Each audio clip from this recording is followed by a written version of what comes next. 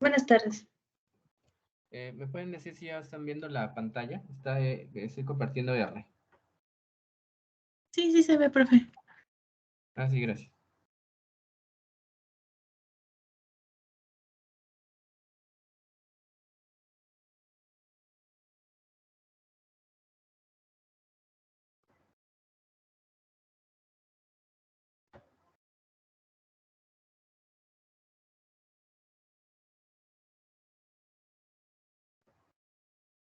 Bueno, entonces,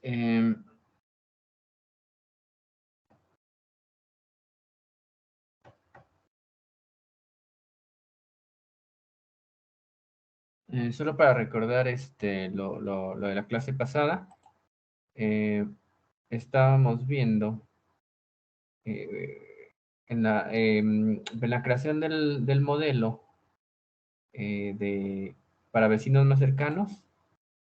eh, Habían mencionado que primero, bueno, hay que definir la tarea.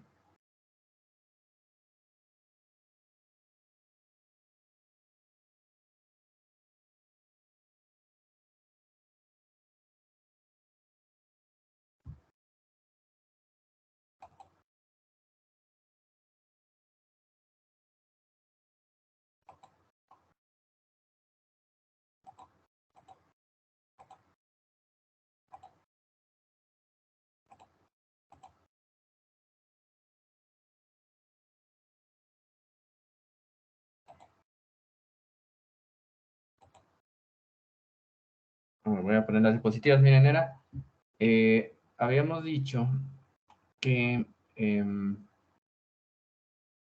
lo primero, bueno, era definir la tarea, después definir el algoritmo que vamos a usar, el algoritmo para aprendizaje, después, luego entrenar el modelo. Después de hacer esta parte de entrenamiento, dijimos que, bueno, hay que medir el desempeño del modelo. Entonces, por ejemplo, entonces ahí en ese modelo entra, recuerden, las variables predictoras, y las variables, bueno, más bien las variables, ya en la parte de desempeño, vamos a comparar las variables predecidas por el algoritmo contra las verdaderas, los valores verdaderos, y en base a, digamos, esa comparación entre uno y otro, pues vamos a tener las métricas de desempeño. Entonces, digamos que si las clases predichas son muy cercanas a las verdaderas, pues bueno, tendríamos métricas muy altas. Si las predichas son muy diferentes, digamos, de las verdaderas, pues las métricas son pobres, ¿no? O muy bajas. Ahí es donde entra la parte de la exactitud. La exactitud, recuerden, sería eso eh, una medida que los valores obtenidos sean similares a los reales, ¿verdad? Al valor real, o el valor estimado al valor real. Y entonces, esa sería la exactitud, o también en inglés accuracy. Y el otro métrica que habíamos dicho es el error de clasificación, o el llamado error de clasificación medio, o mean misclassification error. Le ponemos ahí como en MMCE, y accuracy en el código le ponemos como ACC. Entonces, accuracy, no recordando, entonces sería el número de variables o de características clasificadas correctamente entre el número de características, mientras que el misclassification rate sería el número de características clasificadas incorrectamente entre el número de características. Y es lo mismo, entonces uno nos habla de las que están bien clasificadas correctamente y las que no. El error o el misclassification el error de clasificación sería uno menos la exactitud, ¿verdad? Entonces, bueno, entonces esas son las métricas que vamos a poner para un modelo que vamos a usar. Podemos, digamos que hay más métricas, pero bueno, ahorita nada más es Entonces, en el modelo que habíamos hecho ayer, por ejemplo, digamos que nos da esas métricas, ¿no? El modelo dice que eh, clasi- clasifica, si se fijan, bueno, se ejecuta este código y te da las dos, ¿no? Te da por un lado el error y en otro la exactitud. Por ejemplo, si aquí en este caso que se venía positiva, dice .05 y .95, o sea, prácticamente 95%, el 5% error y el 95% exactitud. Entonces decías que quiere decir que el 95% de nuestros casos están clasificados correctamente. Pero recuerden, aquí se está tomando, lo que habíamos hecho era que agarramos los mismos datos y los volvíamos a meter al modelo como si fueran desconocidos. Y supuestamente el modelo, en base al, que diga el algoritmo, en base al modelo que ya tiene, te iba a decir, bueno, este es de a qué clase pertenece. Y entonces aquí, según esto, es 95%. Pensaríamos que dices, ah, pues bueno, tiene muy buen desempeño, pero acuérdense que es con el mismo set de entrenamiento. Lo que nosotros queremos es con datos que no conozca el clasificador, que nunca los haya visto y que no los haya usado para hacer sus cálculos y que más bien sean datos nuevos, ¿verdad? Entonces aquí serían pacientes que pues no están en la base de datos que tenemos. Entonces, este 95% pues nos da idea, pero no significa que vaya a ser lo mismo cuando tengamos estos datos nuevos. Entonces, la evaluación de este modelo para hacer predicción usando los datos de entrenamiento, pues bueno, no nos da así mucha información de cómo va a funcionar el algoritmo cuando tenga datos desconocidos. Entonces, bueno.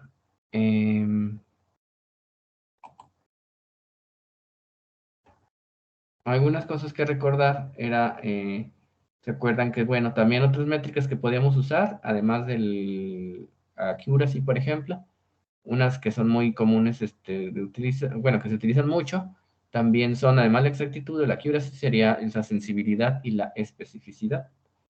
Entonces, y entonces, por ejemplo, recuerden que, por ejemplo, la sensibilidad tiene que ver con los verdaderos positivos divididos entre la suma de verdaderos positivos más falsos negativos. Y la especificidad con los verdaderos negativos y entre la verdaderos negativos más los falsos positivos. Entonces, era la especificidad, ¿verdad? Entonces, la especificidad tendría que ver con los verdaderos negativos, o sea, que te dice que un verdadero negativo sería, como ven ahí en la tabla, sería, por ejemplo, sin negativo porque te está diciendo que es la capacidad de detectar aquellos que son, ¿cómo se llama? Es negativo a la enfermedad o pues sí, pues por ejemplo, en caso de aquí sería es negativo a la enfermedad o a la patología, negativo y es verdadero, ¿verdad? Y en el caso de un verdadero positivo, que son las que están relacionadas con la sensibilidad, dice que es la capacidad de detectar a los enfermos porque son positivos a la enfermedad o sea, más bien son los que fueron positivos en la enfermedad, ¿verdad? Entonces, por eso es verdadero, porque comparado con el valor verdadero, y es positivo. Entonces, así sería, ¿verdad? Entonces, tendríamos, esas son otras métricas que también se pueden usar. Ahora, aquí en el R, em, en el R, en las métricas, así como está accuracy, que es ACC, y el error, que es el MMCE, las métricas para sensibilidad y especificidad, en la función que estamos usando, la sensibilidad, por ejemplo, hay que ponerle como TPR, con la sigla así, ¿verdad? TPR, como se menciona aquí entonces sería, ¿verdad? sensibilidad. Sensibilidad, aquí lo pondríamos como TPR, así como se abrevió Accuracy, ACC y MC, sería TPR. TPR viene del radio de verdaderos positivos, ¿verdad? Porque la sensibilidad, acuérdense que tiene que ver con los verdaderos positivos. Entonces, True Positive Rate, TPR. Y la especificidad, si la queremos que nos la calculen las métricas, dentro de las métricas le vamos a llamar TNR, por True Negative Rate, y el radio de, ¿cómo se llama?, de verdaderos negativos. ¿Por qué? Porque la especificidad tiene que ver con los verdaderos negativos. Entonces, sí, entonces, bueno, esas serían las dos que vamos a usar. Ahora, también hay otros que, por ejemplo, es el Positive Predicted Value, valores predecidos o positivos predichos, y valores positivos y los negativos, ¿verdad? Los casos negativos. Negative Predicted Values, esos también se pueden usar en ocasiones como otras métricas. Bueno, entonces, como decía, lo más común es que ustedes encuentren, es que les reporten en un método en la exactitud o el accuracy, y la especificidad y la sensibilidad, ¿verdad? Casi siempre estos son los más usados.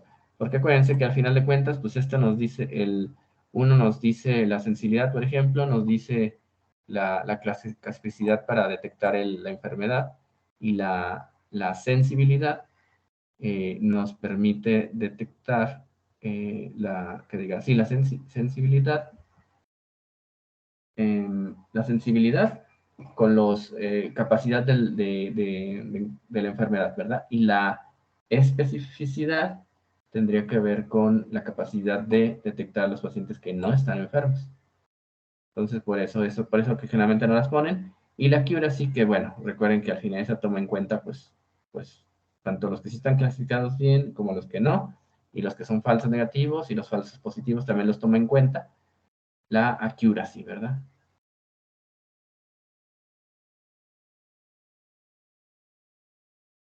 Entonces, miren, dentro de esto de nuestros errores, ¿qué errores podríamos encontrar en nuestros algoritmos? Hay varios, por ejemplo, lo que se conoce como un sobreajuste. Está sobreajustado, o un ajuste y subajuste, ¿verdad? Porque sería por debajo. Entonces, cuando está así, está por debajo el ajuste, pues, que es el underfitting, pues sería que tienes muy pocas variables y el modelo es muy simple. Es el caso que está aquí. Se fijan, ahí están las tachitas verdes y los círculos verdes. Y entonces, por ejemplo, pues aquí podríamos decir de manera, lo más simple que sería, pues yo puedo dividir entre, como que la separación entre uno y grupo, una línea. Entonces, de este lado de la línea, pues son un grupo, y para este lado está el otro grupo, ¿verdad? O como pueden ver, pues muchos, como es una línea, pues muchos se pasan, quedan del otro lado, etcétera, ¿verdad? Entonces no te clasifica todos bien, si esto fuera en esta línea como de clasificación. Entonces, el modelo es muy simple, te puede fallar, ¿no? Hay varios errores. Y en cambio, por ejemplo, eso sería cuando está un subajustado, y está sobreajustado, es de que estás teniendo el modelo demasiado complejo. Tienes muchos predictores y es un modelo muy complejo. Entonces, por ejemplo, este de aquí. En este de aquí de la derecha que ven, están los círculos touch.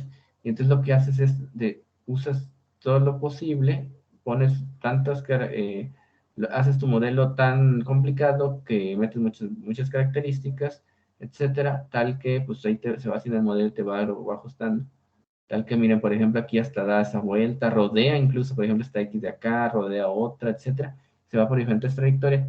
La línea, la curva que diga, y entonces es un sobreajuste porque lo que está haciendo es forzando mucho a tu algoritmo a que exactamente todos queden de un lado y el otro, y los que no, del otro grupo, queden del otro lado de la línea, ¿verdad? Entonces, esto es un sobreajuste y porque también digamos, un modelo algo muy complejo. Lo ideal sería este último, el ajuste correcto, donde vamos a tener un modelo que pues, no es así simple, pero tampoco es muy, muy complejo, que pues, no está ni sobreajustado ni con el subajuste. Entonces, sí tiene sus errores, pero si se fijan,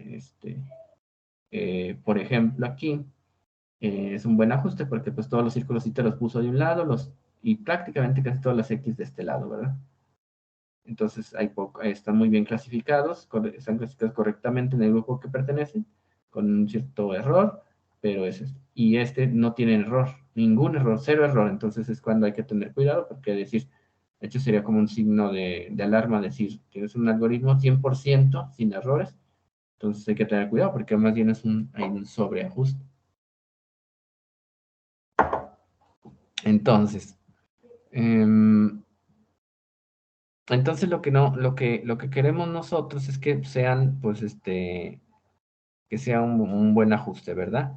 Y la otra es que, entonces, bueno, de ahí diríamos, pero ¿cómo evito este sobreajuste, ¿verdad? Porque, o este subajuste, o sea, que, algún criterio o algo, ¿cómo le puedo hacer para saber que mi algoritmo está por debajo o sobre? Entonces, hay una manera para evitar esto, y que nuestro modelo sea lo más apropiado, digamos, es algo que se le conoce como validación cruzada. Es una técnica que se llama validación cruzada, que es el cross-validation que estamos poniendo aquí. Y entonces, como en la validación cruzada, lo que tratamos de hacer es, recuerden, hace rato, para entrenar el modelo teníamos unos datos y luego para probarlos y hacer la predicción usamos los mismos datos. Dijimos, eso no se debe de hacer por lo del sobreajuste y eso. Y entonces, más bien lo que hacemos es con validación cruzada para la validación del modelo, pues lo que hacemos es mejor dividir o prácticamente separar nuestros datos en dos grupos, ¿verdad? Y una parte de los datos les vamos a decir que es el set de entrenamiento y otra parte de estos datos que el modelo esos no los va a ver, o sea, durante el entrenamiento no los va a conocer, los vamos a separar y esos van a ser nuestro conjunto de prueba. Entonces, los datos se van a dividir, los datos que tengamos los vamos a dividir una parte en datos de entrenamiento, conjunto de entrenamiento y el otro en conjunto de prueba.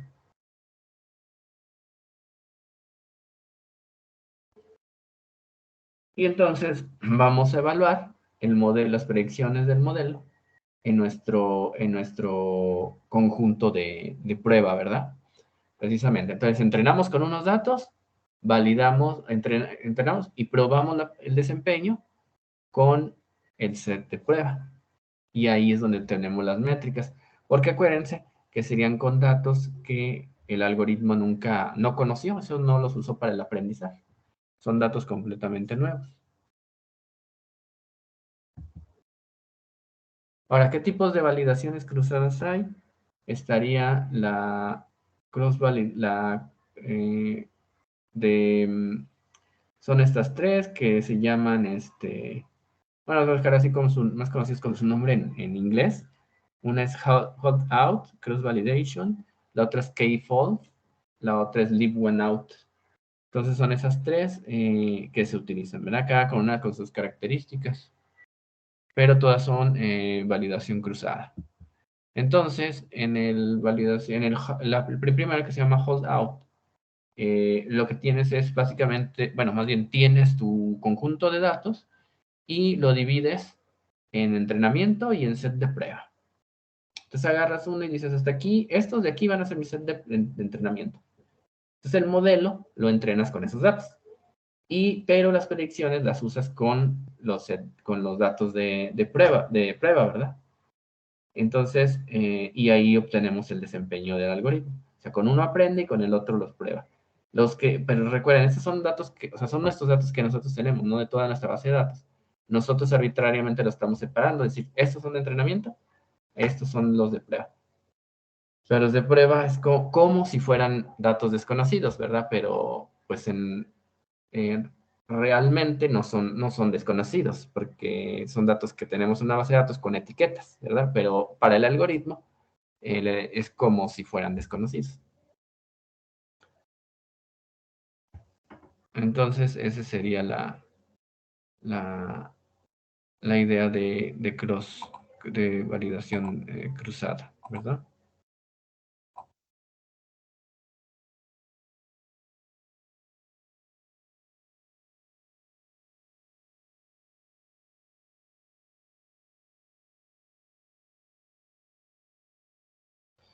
Entonces, ese es el validación cruzada, ¿verdad? Dijimos. Em,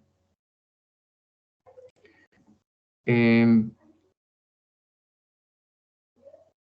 y bueno, esos serían los dos. Ahora, el holdout. Ah, y bueno, por ejemplo, ustedes podrían, a lo mejor una duda podría ser cómo, cómo separo, ¿verdad? O sea, dijimos que estos son de entrenamiento, estos son de prueba. En la práctica, o algo que se hace muy comúnmente, se van a encontrar, si ustedes ven por ahí análisis de datos usando esto para validación, muchos lo que usan es lo divides pues en dos tercios para el entrenamiento y un tercio para el prueba.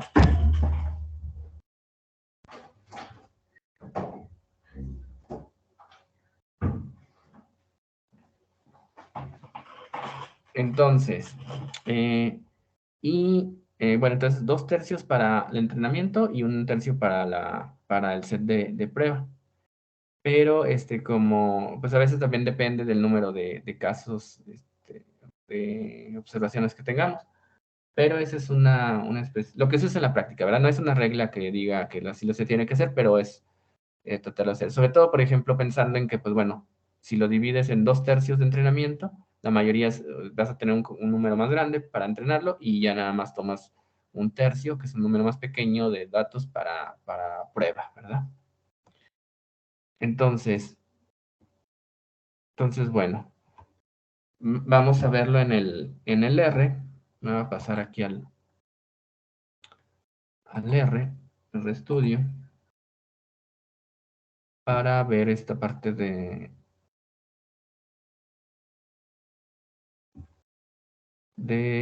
implementar este tipo de validación, la llamada holdout.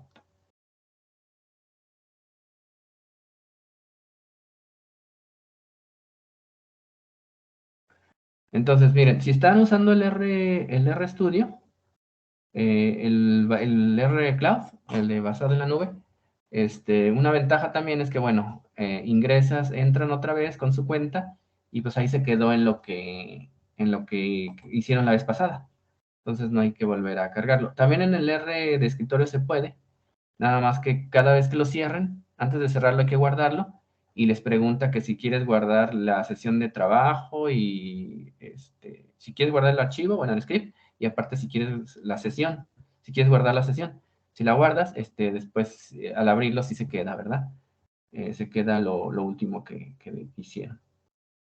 Entonces, aquí, bueno, aquí yo al entrar, pues ya tenemos lo que habíamos hecho la vez pasada y hicimos la parte de métricas y ahora vamos a hacer lo de la validación cruzada de holdout. Entonces, en esa, lo que se utiliza, lo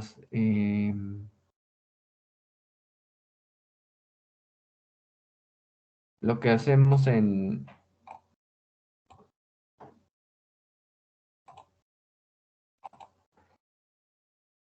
mm, aquí lo que vamos a tener es, bueno, vamos a usar una función que se llama make resample desk. Y aquí en esta make resample desk, esta función es precisamente para validación, para la validación cruzada. Entonces, en el primer argumento le van a poner hot method igual a hot out, porque recuerden que dijimos que hay tres, ¿verdad? Está el hot out, leave one out y, y y K-false. Y entonces aquí es donde iría. Entonces aquí vamos a, como lo que vamos a hacer es hold out, pues aquí se le pone, ¿verdad?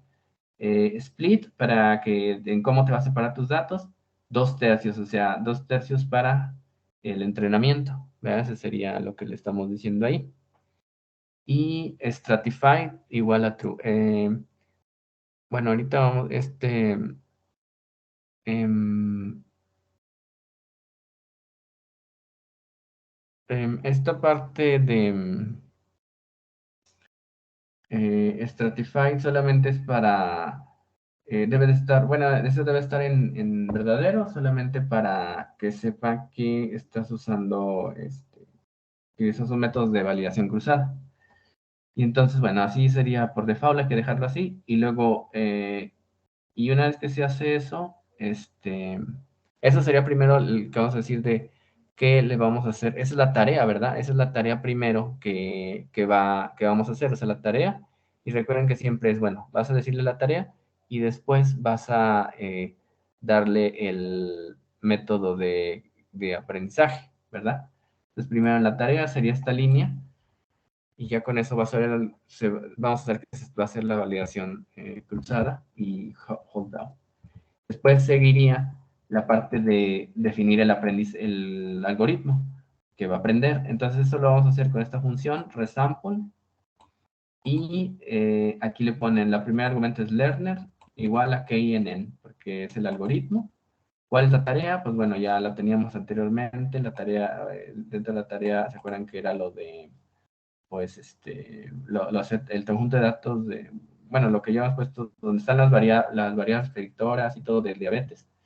Y luego resampling, se le pone holdout, que es lo de el que ya habíamos definido acá, ¿verdad? La validación, el tipo de validación iría aquí. Y las métricas. Otra vez vamos a poner MMC, o sea, el error, la clasificación del error y el accuracy. Y entonces vamos a ponerle y hacemos hold out. Vamos a esta línea y está, entonces, y pues bueno, aquí estaría esta. Entonces aquí ya hizo o sea, aquí ya acuérdense internamente, que fue lo que ya hizo, pues bueno, fue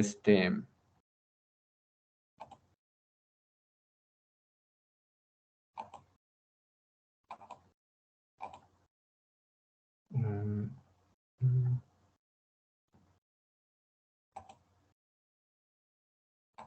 a ver, pues bien.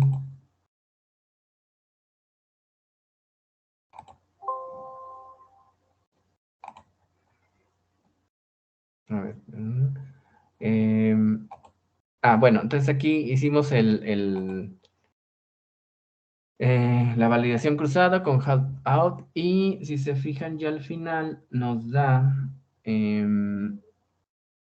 la, la accuracy y, o sea, bueno, la accuracy, la exactitud y el error en el dato, ¿cómo se llama? Ya usando la parte con el set de entrenamiento en lugar de con el set con el set de prueba en lugar del set de entrenamiento. Y eso lo van a ver acá en la consola, donde dice aggregated result, y aquí está el error de clasificación, punto 10, y el error el accuracy, punto 89. Recordarán que cuando se hacía con el mismo método de diagnóstico, que diga, con el mismo, con el de entrenamiento, daba 95% de exactitud, ya tomándolo, pero porque eran los mismos datos. Y entonces, si ya los separamos en set de entrenamiento y set de prueba, las métricas cambian y de hecho ya pues bajan, ¿verdad? Es ahora del 89%. Entonces, ya es son métricas que tendrían que ver más bien ya ahora sí con nuestro modelo, donde les pusiste un conjunto de entrenamiento y otras muestras de prueba, ¿verdad? Entonces ya el, el set pues así da. Ahora, Miren, si ustedes están haciendo esto, están siguiendo, es muy probable que bueno, o sea, es muy, muy, muy probable de que los datos, o sea, las métricas que obtengan aquí van a ser diferentes a las mías. ¿Y eso por qué? Porque recuerden que separa los datos en 2 tercios y en 1 tercio, ¿verdad? 2 tercios para entrenar y 1 tercio para prueba, pero lo hace de manera aleatoria. Entonces, toma 2 tercios del total, pero pues son datos de manera aleatoria, ¿no? Entonces, si ustedes lo ejecutaron, pueden ser otros datos, en 2 tercios tienen otros datos diferentes a los que yo tengo. E incluso, si yo vuelvo a ejecutar esto, me va a dar otras métricas. Bien, lo vuelvo a hacer. Y aquí me da, ¿no? Ahora me da .91. ¿Por qué? Porque 91% de exactitud, pero es porque ahora están otros datos en el set de entrenamiento y los cambio, ¿verdad? Pero, pues ahí están, entonces es parte de ahí de relacionada con la variabilidad por la cuestión de cómo se están seleccionando los datos. Entonces, bueno,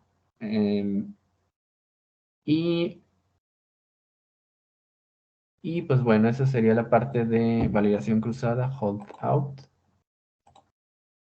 Y algo que nos sirve para visualizar mejor esto de hold out es crear las matrices de confusión. Bueno, en esta línea que ven aquí que ejecuté, que se llama holdout CB, si le ponen signo de pesos AGGR, les da solamente los resultados, ¿verdad? Tal cual de media, que diga de la accuracy y el error. Si lo quieren nada más desplegar eso, sin toda la demás información, que ahorita no tiene caso verla. Y si queremos calcular la matriz de confusión, la vamos a seleccionar, la matriz de confusión la vamos es como ustedes saben, bueno, una matriz de confusión sería pues bueno, una representación ahí donde te va a poner te va a comparar los valores de reales con los predichos por el algoritmo en tu set de entrenamiento. Entonces, ¿cómo vamos a calcular esa matriz de confusión? Pues la función nada más se llama así tal cual, calculate confusion matrix, y dentro de los argumentos es holdout_cb, pred, porque aquí le estamos diciendo que tome los datos, los valores predichos, ya con la validación cruzada, usando validación cruzada, y bueno, aquí dice relative igual a true. Eso es para la matriz de confusión, que nos dé una matriz de confusión, una relativa y una absoluta. Ahora les voy a decir cómo está. ¿Okay?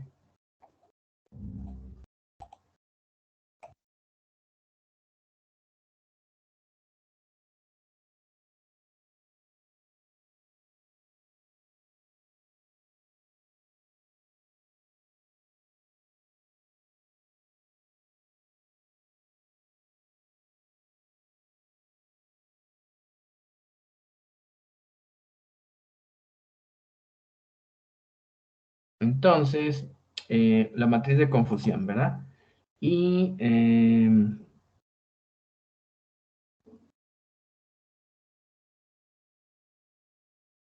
bueno, entonces matriz de confusión, decíamos que, y la ejecutamos, ok, entonces van a la función, que diga acá a la consola, y miren, lo que vamos a tener es Relative Confusion Matrix, y aquí dice, ahí está la Relative y la Absolute.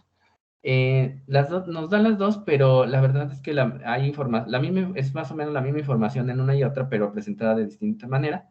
Generalmente la absoluta es un poco más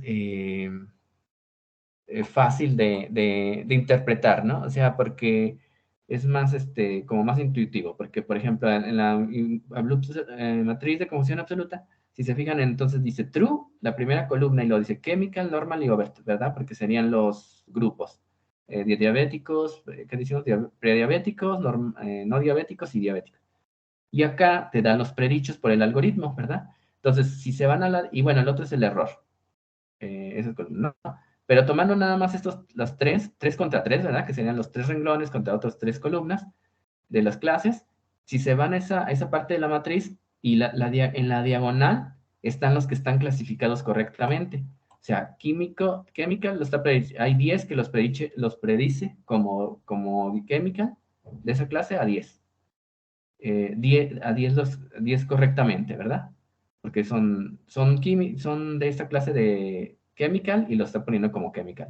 Los que están poniendo, predicís como normal, los normales que predice como normales son 25, o sea, son los que clasificas correctamente, y los overt, o que eran los diabéticos, pone a 10 que sí son, ¿verdad? De los 10 que hay, clasifica a 10 como diabéticos.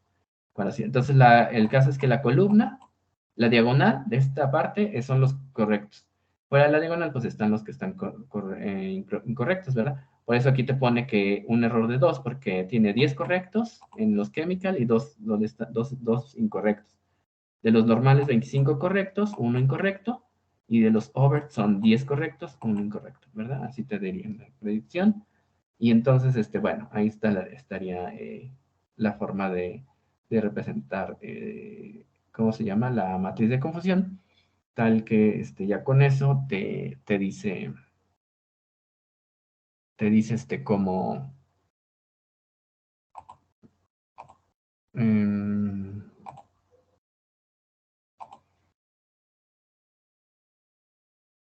cómo está, ¿no?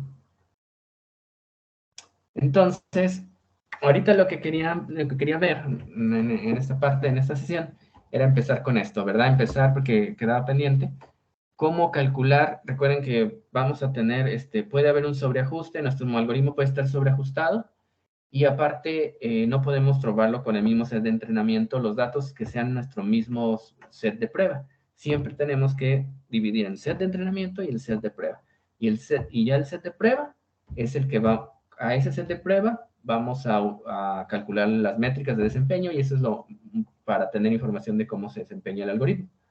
De esa manera, a través de métricas como la accuracy, bueno, la exactitud, el error, y también podríamos agregar otras como sensibilidad y especificidad. Y otra manera de ver el desempeño, pues es con las matriz de confusión, que nos compara en una tabla como los que están el valor real contra el predecible, ¿no? Entonces, esa es una manera. Y así lo vamos a ir haciendo para las demás validaciones cruzadas, que sería k-false y leave one out. Posteriormente vamos a ver que esta validación cruzada nos va a ayudar también incluso en este algoritmo de KNN, nos va a servir em, para, para poder también encontrar un valor o un valor más óptimo para la K de los vecinos más cercanos, ¿verdad? Entonces, bueno, pero esto es lo que quería el día de hoy, pues ver lo de validación cruzada. No sé si hay alguna pregunta hasta aquí o alguna duda.